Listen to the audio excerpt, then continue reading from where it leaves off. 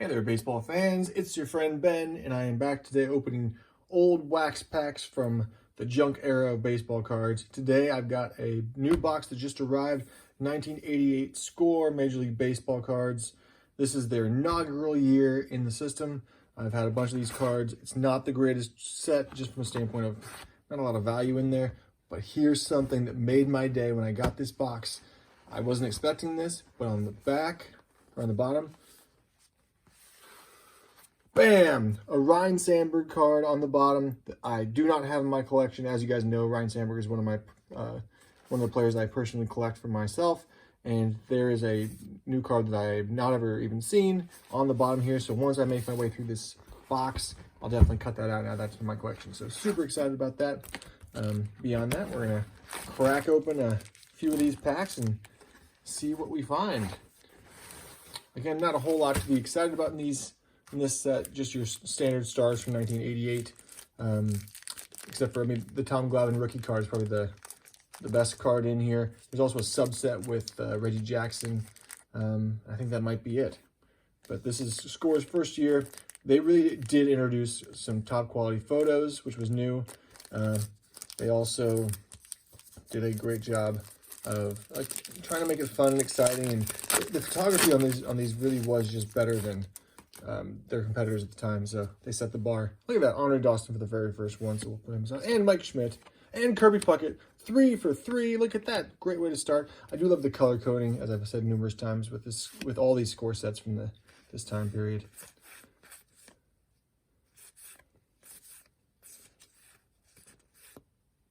Look at that, Tom Pagnozzi. Look at that play right there. That's some action. There's Darryl Strawberry. And there's that Reggie Jackson set I mentioned. There's a tribute to Reggie Jackson. Oh, 2 right in a row. Of course, I'll be looking for... There's Kirby Puckett. This was a great pack to start with. Holy cow. Probably a good third of those cards were worth putting aside for, some collections. The guys I'm looking for in here, Sean Dunston, Ryne Sandberg, which we saw on the bottom, Nolan Ryan, and this is pre-Mark Grace. He was in the traded set this year, I think. So he won't be in here, so I won't be looking for him. But Sean Dunston, Ryne Sandberg, and Nolan Ryan. And anything else that's interesting or worth pulling out. And for anybody who we were just wondering, whatever happened to that guy? There's Darryl Strawberry again, making contact. Jack Morris. Cal Ripken Jr. playing on just the worst turf you can imagine. I think that's, must be in Minnesota. There's Nolan Ryan, look at that. Right away, we're getting and Harold Baines. Really, so far, this is a great box. For the set being what it is, we've got a bunch of stars pulled out of here. We've got the Ryne Sandberg on the back. We got Nolan Ryan pulled out. And we're only 2 packs in. If we keep up this pace, it'll be record-setting. John Kruk. Look at that. There's Bo Jackson. That's probably one of the better cards in the set, too. Good action shot of him hitting. Looks like his leg's breaking off.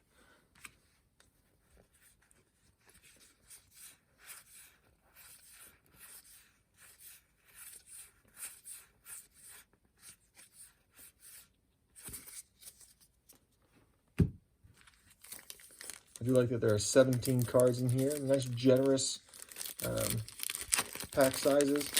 Magic Motion Trivia card, which pre-internet days would have been really cool. Now it's just kind of whatever. But these do seem to not be in the greatest shape, these packs. A little bend to them, some a little sticky. But they are, at this point, 33 years old, so can't complain too much.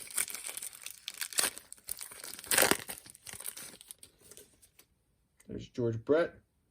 Not going to get around on that ball, so hoping that's a ball for him. These little sticky, which is funny because they're not glossy cards, so usually wouldn't be sticking. Maybe they had some water damage or something.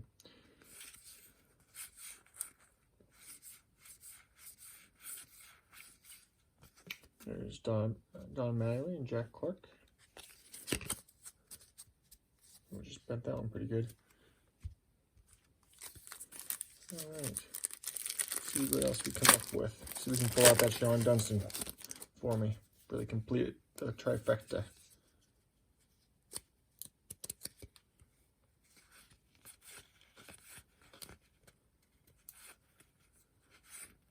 Yep, there's Bobby Bonilla. Chet Lemon, look at that. Nice long career for him. What happened to that guy? We'll look up old Chet and see what happened. Strike good. It's a good shot of him.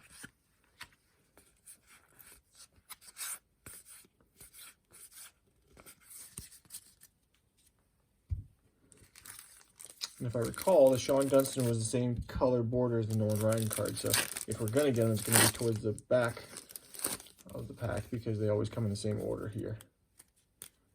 I don't remember what color the Ryan Sandberg is in here.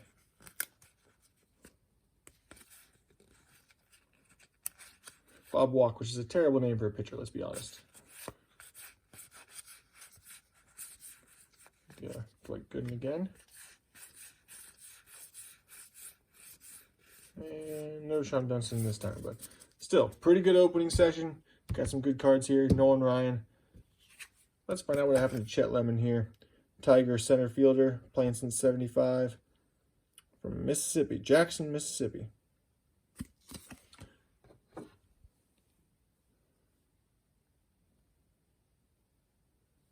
There you go.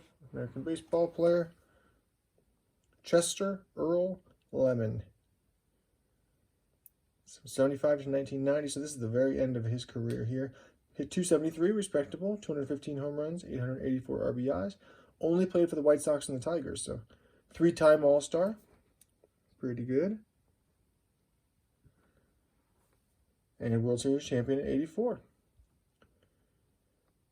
First round of the '72 draft, 16 seasons in the majors.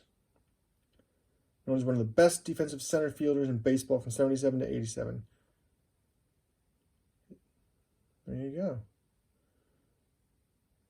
So just a spectacular fielder. Lemon was sometimes criticized for not standing for the Star-Spangled Banner. Huh. And he was a Jehovah's Witness. That's news to me. We'll skip through some of this. See if we can get to how his career ended.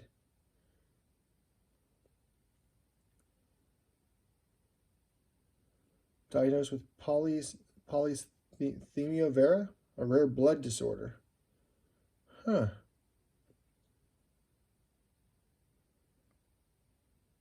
Hospitalized in intensive care unit with a blood clot in his abdomen, was discharged, and then he underwent surgery to have his spleen removed. And after that, I guess he retired, so wow. 4 children. And his son Marcus played minor league ball from 2006 to 2017. And had another child with another wife. He became a Jehovah's Witness while playing in the minor leagues.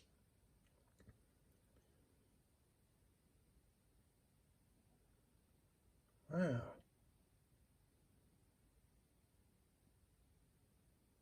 So maybe the kind of the first guy to protest why not standing for the national anthem, maybe.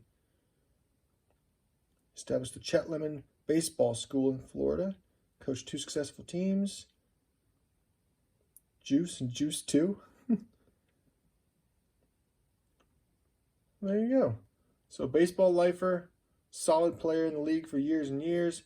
A man of principle, whether you agree with him or not.